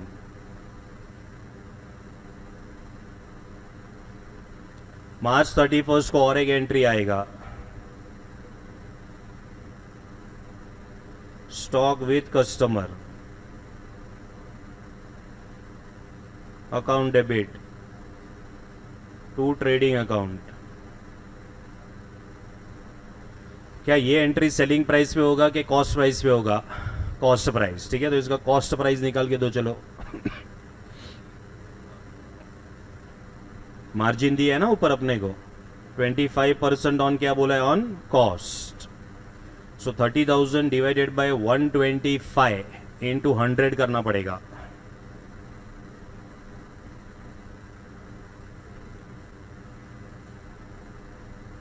सो 30,000 divided by 125 into 100, this will be cost price. कितना? 24,000 आ रहा है।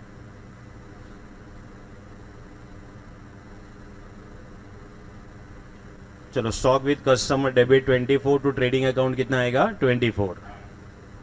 अभी ये हो गया तुम्हारा ईयर एंड तक का ट्रांजैक्शन, ठीक है।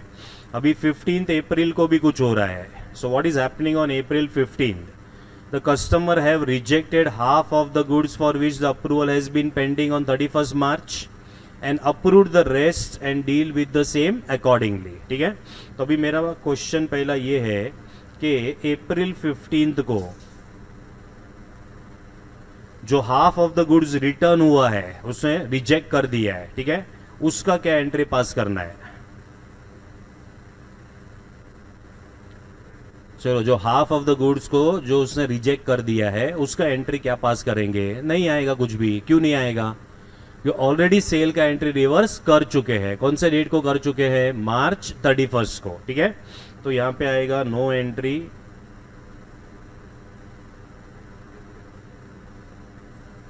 For goods rejected.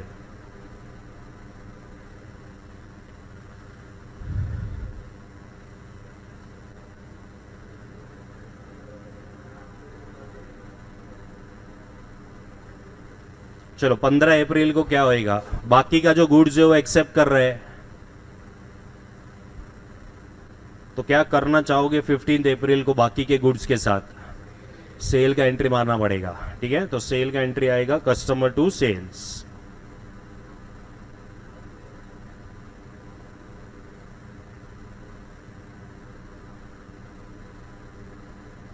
खाली 50% आएगा ये, मतलब ये एंट्री पास करोगे 15,000 का।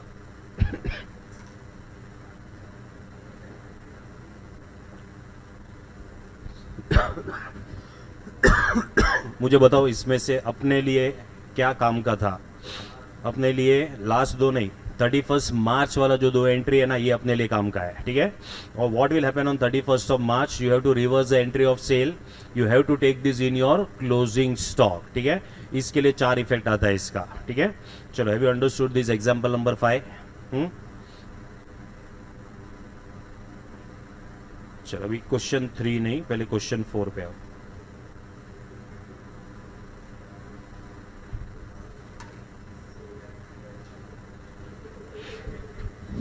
क्या होगा?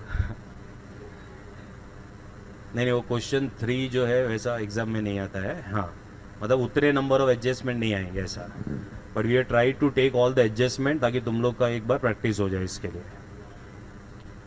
चलो क्वेश्चन नंबर 4 पे आ जाओ। From the following balances and information, prepare trading and profit and loss account of Mr. X for the year ended 31st March and the balance sheet as on that date, ठीक है, मतलब final accounts बनाने के लिए बोला गया है।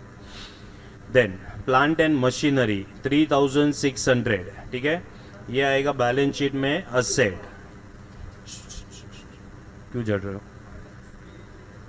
अरे रुक जाओ, फॉर्मेटिंग बाद में, रुक जाओ पहले, 2-3 चीज़ नया है इसमें। हाँ देखो, plant and machinery balance sheet asset, depreciation on plant and machinery दिया हुआ है ट्रायल बैलेंस के अंदर। तो डेप्रीशिएशन का ऑलरेडी जो 2 इफेक्ट होता है ना, उसमें से पहला इफेक्ट होता है less from plant and machinery, दूसरा इफेक्ट होता है profit and loss account debit side वाला। तो एक इफेक्ट ऑलरेडी दे दिया है और दूसरा इफेक्ट अभी भी देने का बाकी है, ठीक है। तो जो एक इफेक्ट दे दिया है that is less from plant and machinery, ये हो चुका है। इसके लिए डेप्रीशिएशन अलग से दिख रहा है ट्रायल बैलेंस में, तो इसको डायरेक्टली डालेंगे प्रॉफिट एंड लॉस अकाउंट में debit side. Repairs to plant profit and loss account debit side, wages trading account debit side, salaries profit and loss account debit side, income tax of Mr. X, income tax of the proprietor is his personal expense, ठीक है, drawings है ये, तो ये होएगा less from what, you no, less from capital. Cash in hand and bank, this will be balance sheet asset, land and building asset, depreciation on building, तो ये directly जाएगा प्रॉफिट एंड लॉस अकाउंट में debit side. Land के ऊपर depreciation नहीं होता है, क्यों? हाँ, मैंने वही बोला लैंड के ऊपर डेप्रीशिएशन नहीं होता है, मैंने बोला क्यों, तो तुम लोग बोलते हैं लैंड के ऊपर डेप्रीशिएशन नहीं होता। मैं रीजन पूछ रहा तुम लोग को, ऐसा क्यों होता है? हाँ, क्योंकि लैंड का जो सप्लाई है इज लिमिटेड, ठीक है, सप्लाई लिमिटेड है, लेकिन demand is what, you no, is unlimited. इसके लिए वैल्यू इंक्रीजेज, वैल्यू कभी भी डेप्रीशिएट नहीं होएगा, ठीक है।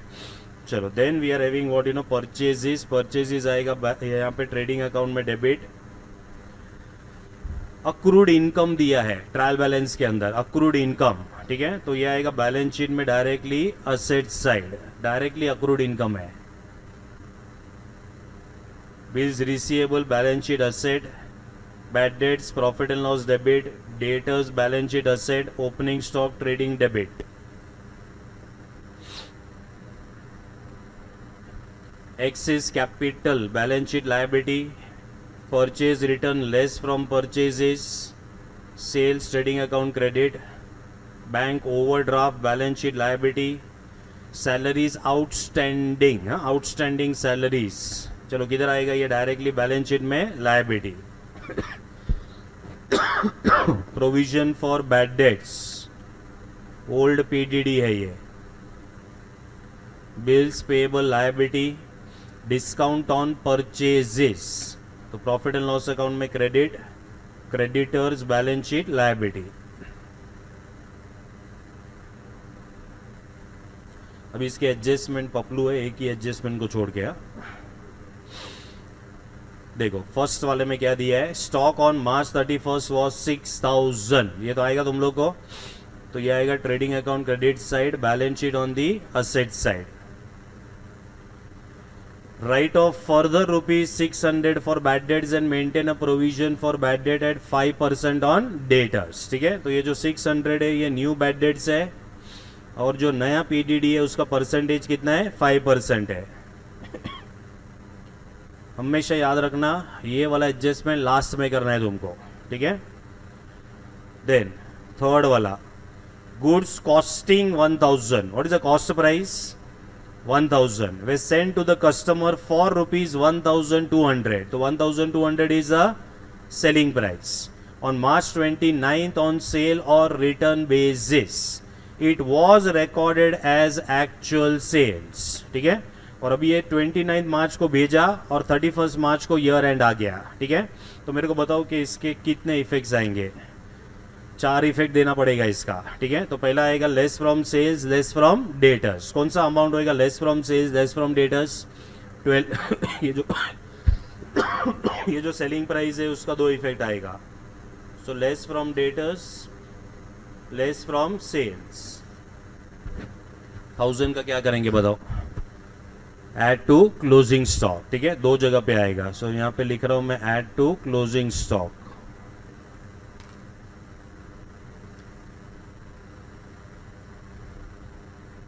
ये चलो समझा. चलो point number 4. 240 paid as rent of the office were debited to the landlord account and were included in the list of debtors. चलो क्या करोगे बताओ? लेस फ्रॉम डेटर्स करना पड़ेगा ये एंड ऐड टू रेंट. और अगर रेंट अलग से नहीं है तो डायरेक्टली पीएनएल अकाउंट में डेबिट साइड. ठीक है. तो यहाँ पे लिख के रख रहा हूं मैं add to rent.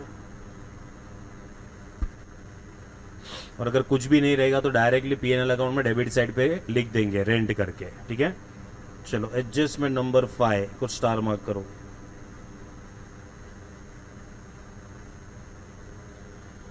General manager is given commission at 10% of the net profit after charging the commission of the works manager and his own. फिर बोला है कि work manager is to be given commission at the rate of 12% of net profit before charging the commission of the general manager and his own. ठीक है. तो इसमें है ना 2 चीज का कमीशन है, मतलब 2 जन का कमीशन है. ठीक है.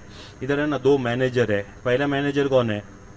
General manager. ठीक है. दूसरा मैनेजर कौन है? Works manager. ठीक है. अभी इन दोनों को कमीशन देना है और इन दोनों को कमीशन देना है तो उसका अमाउंट कैसे कैलकुलेट करना है उसके लिए ऐसा इंफॉर्मेशन अपने को दिया हुआ है. ठीक है. अच्छा, पहले ये लोग ने बोला है कि general manager is given commission at 10% of the net profit after charging the commission of the works manager and his own. ठीक है.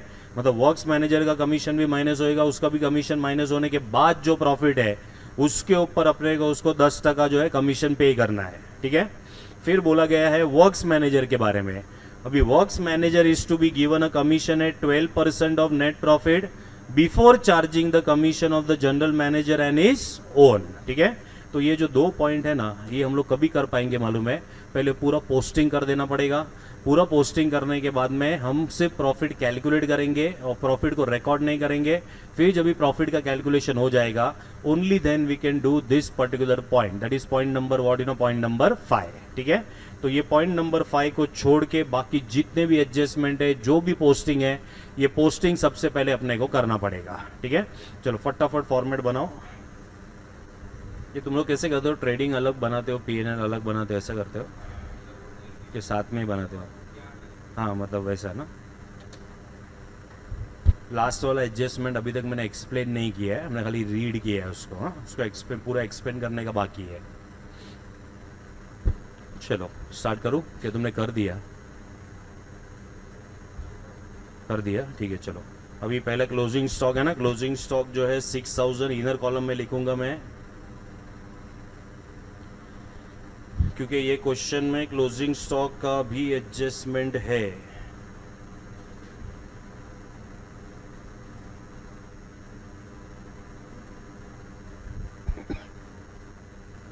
So write the closing stock in the inner column. Huh?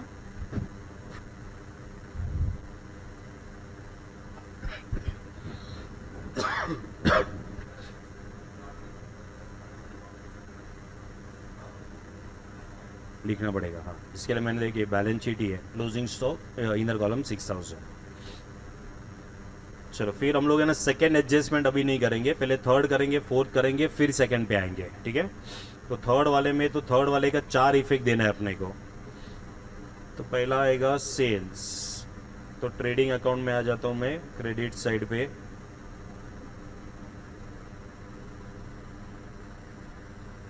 Sales का amount कितना है? 49,800।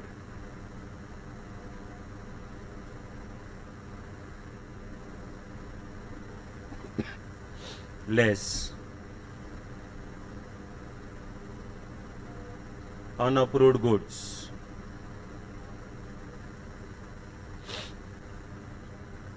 अच्छा यहाँ पे क्या adjust करेंगे? कॉस्ट प्राइस के selling price? Selling price. So what is the selling price? 1,200। Check कर लो कोई सेल्स रिटर्न तो नहीं था ना, और कोई एडजस्टमेंट नहीं है ना जो सेल्स से रिलेटेड है। तो ये अमाउंट डाल दो आउटर कॉलम में, 48,600। फिर दूसरा इफेक्ट आएगा डेटर्स में, तो इधर क्लोजिंग स्टॉक के बाद एक लाइन छोड़ देना। फिर आएगा debtors, debtors is 7,000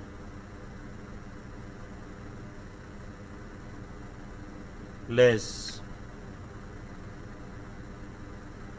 unapproved goods 1,200। कितना आ रहा है ये? 5,800।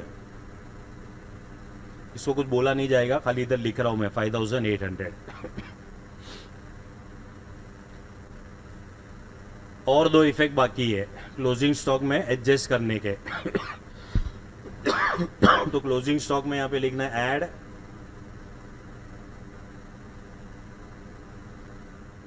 Stock with customer. यह आएगा 1,000। आउटर कॉलम में क्लोजिंग स्टॉक का वैल्यू आएगा 7,000।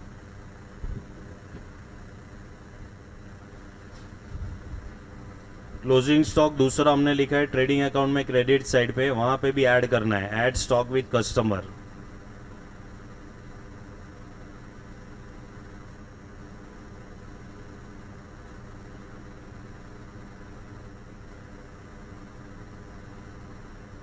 जैसे भी 1,000।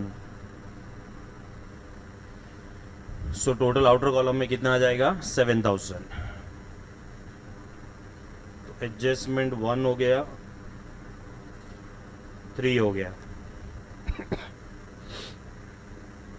चलो फोर्थ वाले का दो इफेक्ट था, less from debtors and PNL account में डेबिट साइड पे ऐड टू रेंट है। तो पहले इसको डेटर में से माइनस करना पड़ेगा बैलेंस शीट में।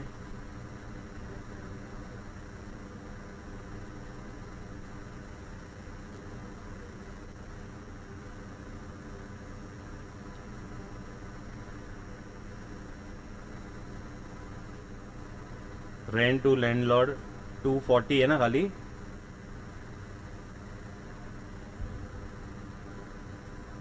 ये लेस करके बताओ तो कितना आ रहा है यहाँ पे? 5,560। 240 का सेकेंड इफेक्ट किधर देंगे? पीएनएल अकाउंट में डेबिट साइड पे देंगे। क्या ऑलरेडी रेंट है क्या? चेक करो तो किधर नहीं है, तो डायरेक्टली यहाँ पे पीएनएल अकाउंट में डेबिट साइड पे लिख देना है to rent.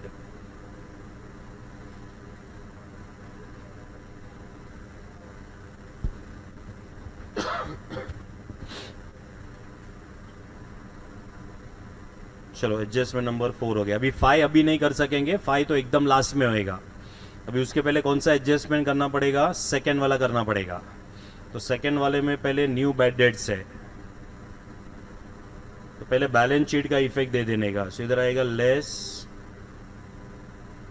New bad debts 600। हाँ ये माइनस करेंगे तो क्या बच रहा है? 4,9 लेस न्यू पीडीडी। कितना परसेंट है? 5%। 2 चलो इसके अलावा और कुछ भी नहीं है, इसको लेके जाओ अभी आउटर कॉलम में डेटर्स को। 47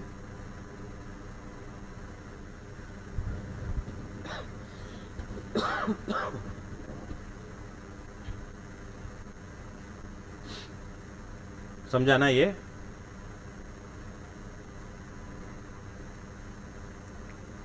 डेटर्स में से पहले अनअप्रूव्ड गुड्स एडजस्ट किया, rent of the landlord adjust किया, फिर नया बैड डेट्स, और उसके बाद में लास्ट में आएगा न्यू पीडीडी। अभी ये जो बैड डेट्स है, पीडीडी है, उस सबका सेकेंड इफेक्ट भी देना पड़ेगा। तो उसके लिए जाएंगे पीएनएल अकाउंट में डेबिट साइड पे। पीएनएल अकाउंट डेबिट साइड का प्रेजेंटेशन याद है तुम लोग को? टू पीडीडी अकाउंट करके लिखना है।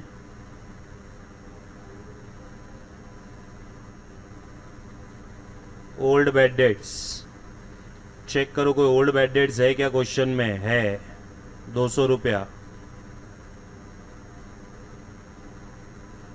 एड न्यू बैड डेट्स, नया बैड डेट 600 रुपया है। एड न्यू पीडीडी, कितना था? 2, new PDD 248। So this is 1048 less old PDD कितना है? 1000।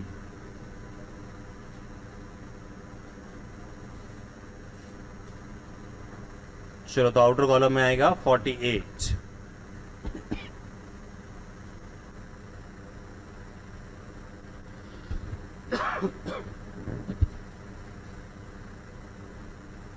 यहाँ तक समझा पहले? हाँ, तो अभी है ना सारे एडजस्टमेंट हो चुके, फिफ्थ एडजस्टमेंट को छोड़ के। ठीक है, अभी फिफ्थ एडजस्टमेंट करने के लिए पहले पूरा पोस्टिंग करना पड़ेगा।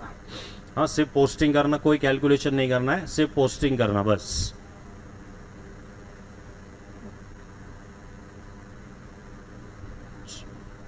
Plant and machinery balance sheet asset,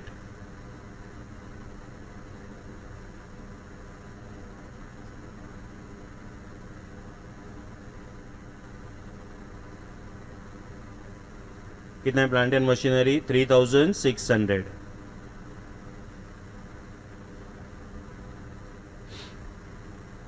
चलो फिर उसका डेप्रीशिएशन जो है ना, डेप्रीशिएशन वो डायरेक्टली पीएनएल अकाउंट में जाएगा।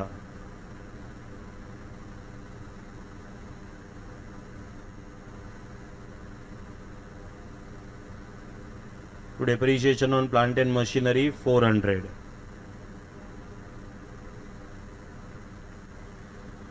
फिर रिपेयर्स टू प्लांट, ये भी पीएनएल में जाएगा।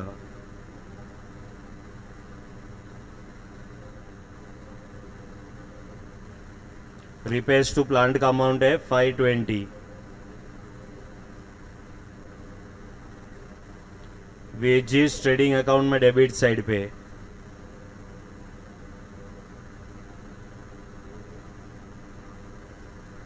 वेजेस का अमाउंट है 5400।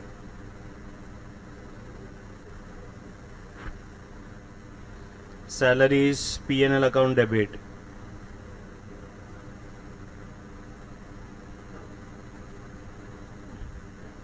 salaries are 2100।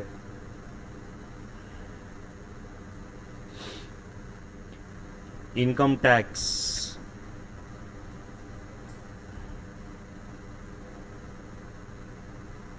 capital less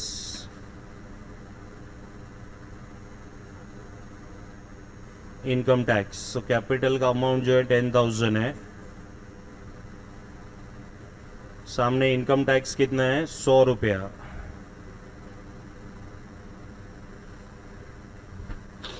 चलो cash in hand, cash at bank,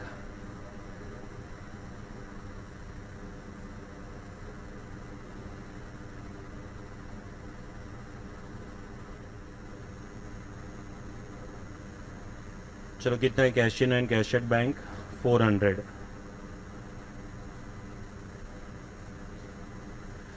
land and building 14,900।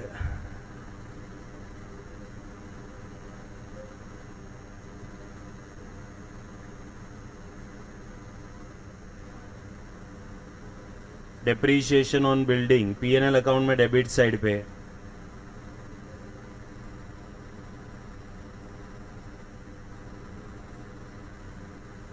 Depreciation is 500. चलो परचेज है, परचेज रिटर्न भी है, ठीक है, तो ये जाएगा ट्रेडिंग अकाउंट में debit side.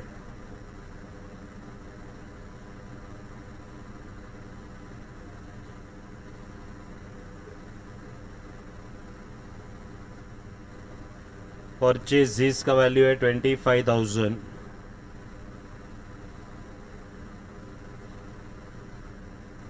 Less purchase returns,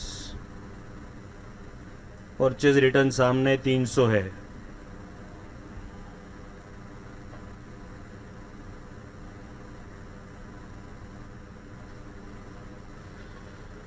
$24,700.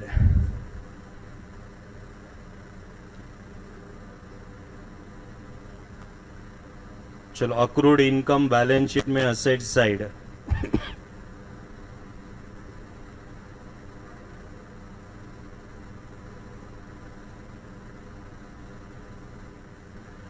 कितना है अक्रूड इनकम? 300.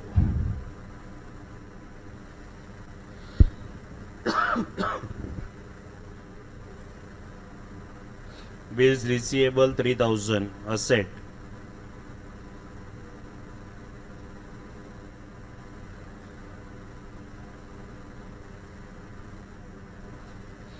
बैड डेट्स हो गया, डेटर्स हो गया. Opening stock 7,400. Trading account debit side.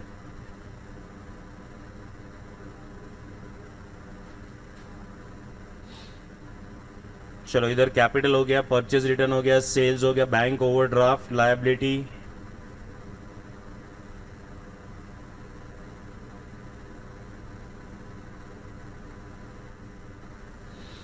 Bank overdraft is 760.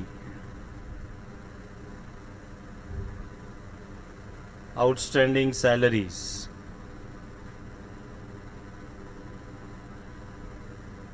ये भी लायबिलिटी में जाएगा डायरेक्टली 400. पीडीडी हो गया, bills payable 1,600.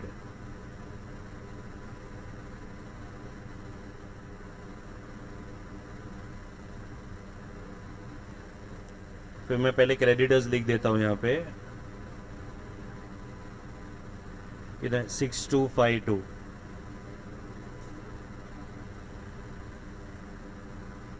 Discount on purchases, तो इधर आएगा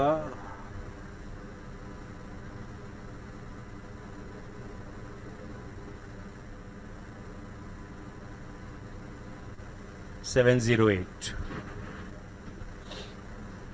चलो ये सारा पोस्टिंग हो गया अपना.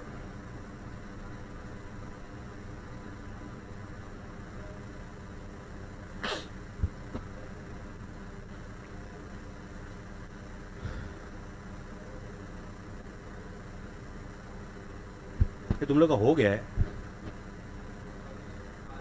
अच्छा उधर तक पहुंच गए हो सब लोग, तो मेरे को जीपी बता दो. चलो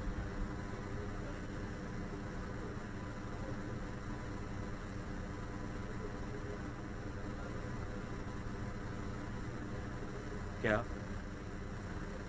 हाँ चलो 18,100. अभी सुनो इधर, ये कैसे कैलकुलेट करना है, try to understand this. Net profit before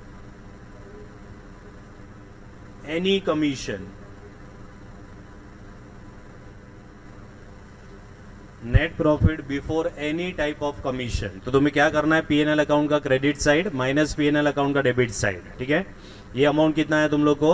15,000. बराबर है. नाउ ये जो नेट प्रॉफिट है, इसमें ना ही जनरल मैनेजर का कमीशन माइनस हुआ है, ना ही वर्क्स मैनेजर का कमीशन माइनस हुआ है. So this is before the commission of the general manager and before the commission of the works manager. ठीक है, अब मुझे बताओ पहले किसका कमीशन एडजस्ट किया जाएगा? पहले वर्क्स मैनेजर का होएगा. ठीक है, क्योंकि इधर बोला है works manager is to be given commission at 12% of net profit before charging the commission of general manager and his own. ठीक है, so that particular amount is 15,000. वो 15,000 है. ठीक है, तो हमें क्या करना है, इसमें से लेस वर्क्स मैनेजर कमीशन,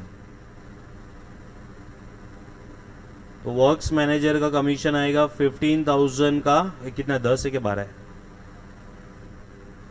12%। चलो ये अमाउंट कितना आ रहा है, 1,800। कितना बचा, 13,200। ठीक है, अब मेरे को बताओ ये 13,200 क्या है। ये नेट प्रॉफिट है after works manager commission but before general managers commission. ठीक है, so this is net profit after works manager commission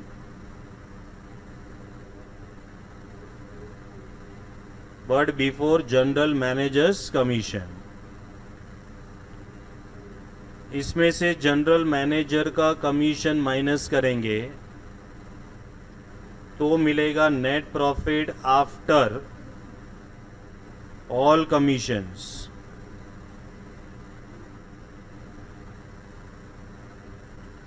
अब बताओ जनरल मैनेजर का कमीशन कौन से अमाउंट के ऊपर कैलकुलेट करना है। It is after all the commission, मतलब ये वाले अमाउंट के ऊपर, लेकिन ये वाला अमाउंट अपने पास अवेलेबल नहीं है। ठीक है, so this amount will be taken as what, ये 100 आएगा। और जनरल मैनेजर का कमीशन का परसेंटेज कितना है, 10%, तो ये 10 आएगा, तो ये आएगा 110। अभी इसको क्रॉस मल्टीप्लाई करके कैलकुलेट करो जनरल मैनेजर का commission. So this will be 13,200 divided by 110 into 10.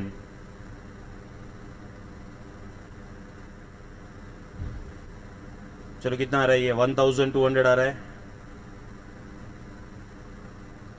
तो जो फाइनल नेट प्रॉफिट है वो 12,000 आएगा। क्या हुआ, समझा इसमें? हाँ, ये वर्किंग कॉपी करो।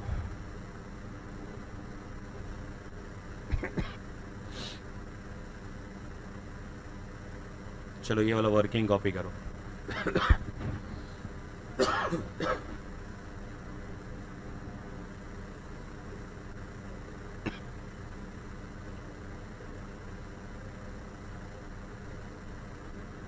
$1,800 का 2 इफेक्ट आएगा, 1,200 का 2 इफेक्ट आएगा, और ये 12,000 जो है ये तुम्हारा फाइनल नेट प्रॉफिट है। इसको कैपिटल में ऐड करना है।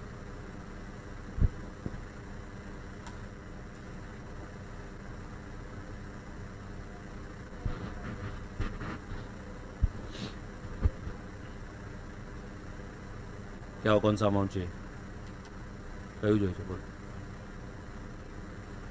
हाँ, एक आएगा पीएनएल अकाउंट में डेबिट साइड पे, दूसरा ये कमीशन पे किया है कि आउटस्टैंडिंग है।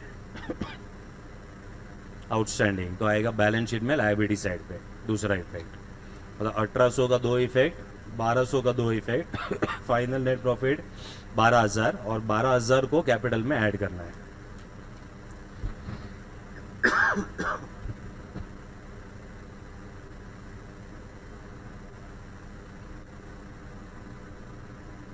P&L debit balance sheet liability, P&L debit balance sheet liability.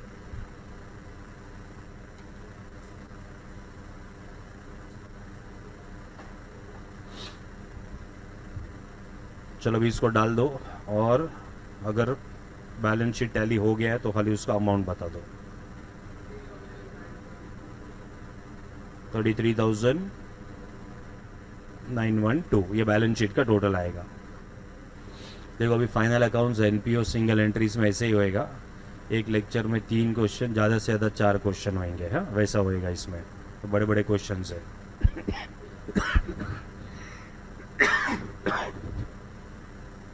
ठीक है, चलो कल नहीं, अभी अभी अभी परसों है ना, कि कल ही है लेक्चर, परसों। ठीक है, चलो।